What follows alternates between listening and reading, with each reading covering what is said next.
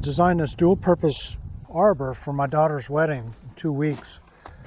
It's going to be used there at the venue, and then we'll break it down and bring it back here and set it up permanently in our garden and greenhouse area. It's designed to be portable. I can take it apart. It also is designed so it attaches to these 2x2 planter boxes. That way, when I get it to the wedding venue, I can fill these up with retainer blocks or something heavy and put flowers on top. Not worry about putting a foundation in at the wedding venue. I'm going to split the video up into 2 parts. First part will be the boxes, and then the second part will be the arbor itself. So stick around and I'll show you how I made these flower boxes right here.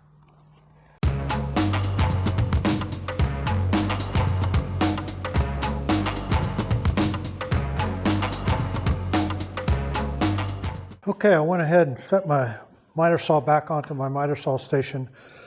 I got lots of cuts, precision cuts to make for the flower boxes on each side of the arbor. So I went ahead and took it off my portable work stand, which I use outdoors, and onto my miter saw station. Nothing beats getting precision cuts like a miter saw station with stop block, tape measure, and T-track built in. So went ahead and set it up, getting ready to make a bunch of cuts according to the drawings. I've got 4 2x4x20s, 16 2x4x18s, 12 of the cedar pickets at 24 inches, and 12 at 23. Get busy on that. Okay, I set my stop block on this side. I've got some 18s to cut, 20s, 24, so I can do it all on this side. That way I can put a full 8-footer on here without worrying about it. So I'll go ahead and set it up for the 18 inches.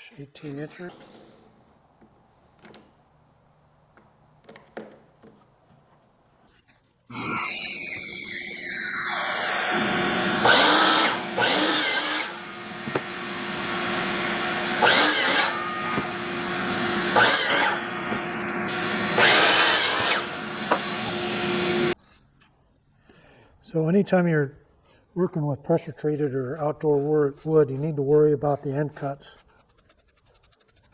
That's why I use this end coat stain.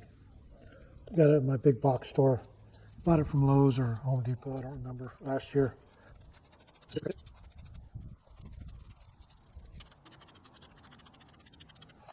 Now I've got my cedar pickets to cut. I got 12 at 24 and 12 at 23. Set up for 24 right now.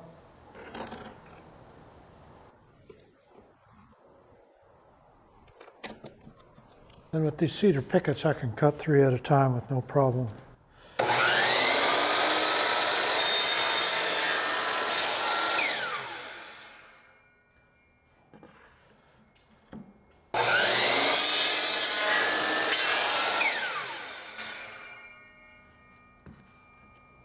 Guess I should turn on my dust collection.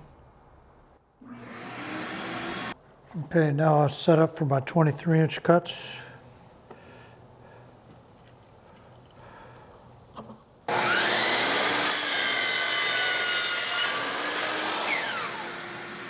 Oh man, I love the smell of fresh cut cedar.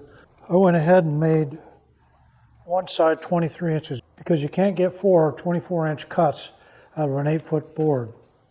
You always have to account for the 1/8 inch curve that you have on your saw blade. So, okay, time for assembly. These legs are really simple to assemble if you can keep them square. That's where these corner clamps come in handy. Anytime I'm doing work with 2x4s, I use these corner clamps where they work really well.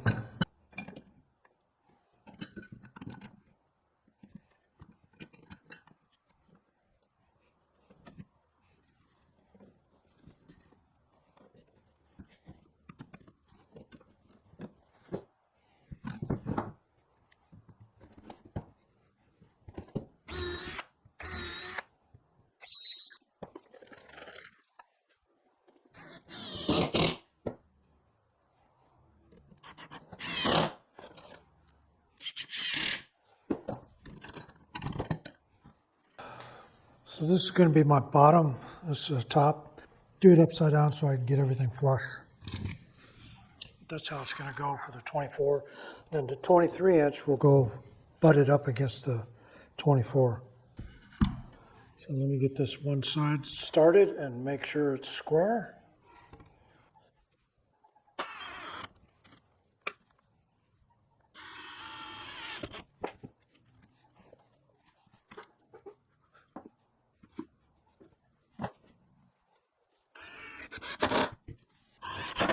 Now the 23-inch.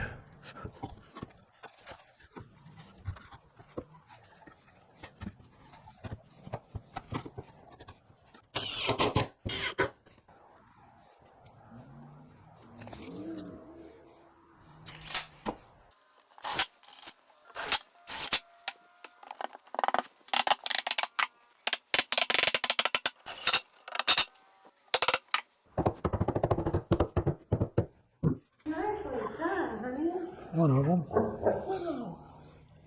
So tall. You go with mommy.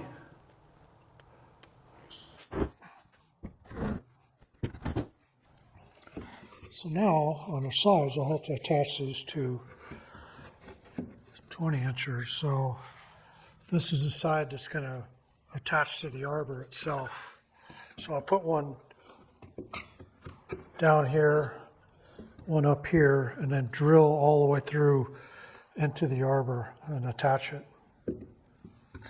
So at the wedding, I want to be able to weight this down and have it attached to the arbor. That way it doesn't fall over and kill somebody. Drill it from here, but I'm going to put pocket holes in the bottom.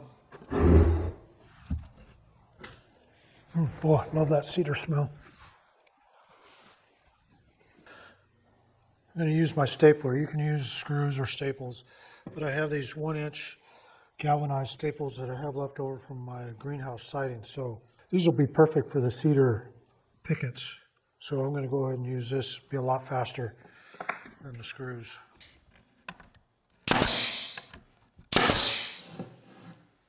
Oh yeah, this will be a lot faster. With a 23-inch. Remember, these are just butted up against the 24.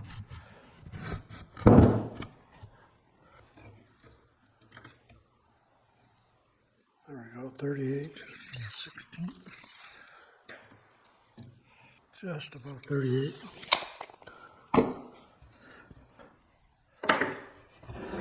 Okay, got another one done. The staplers are the way to go. Took me a lot less time. 1.25 inches up. I'm going to clamp it right onto the table. That way it doesn't move. So these are the pocket hole screws that I'm going to use. They're 2.5 inch, rated for outdoor use.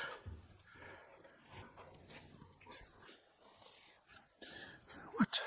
Might be time to take the shop dog out for some exercise. What? Where'd it go? Where? You gotta find it.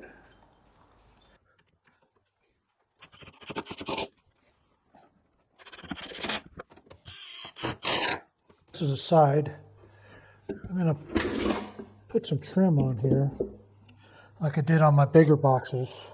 That way the miter pieces on the top will have something to nail to instead of just a cedar slat. So doing these drawings, in a real world, it would be exactly 20 inches, but in a world of warped wood and poor carpentry skills, it might be 20 1/4 or 20 1/8, something like that. So after you build it, measure it, and then cut it.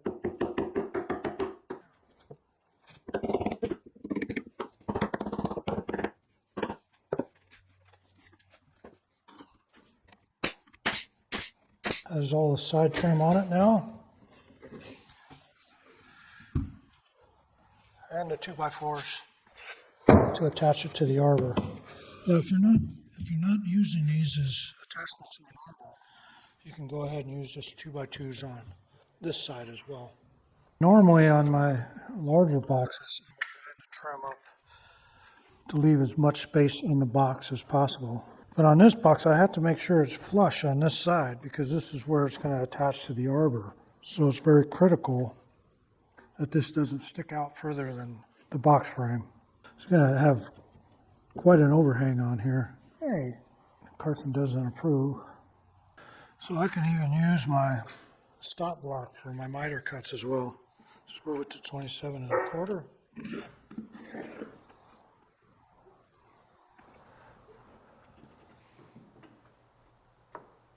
And this stop block can make a precise 27 1/4 cut.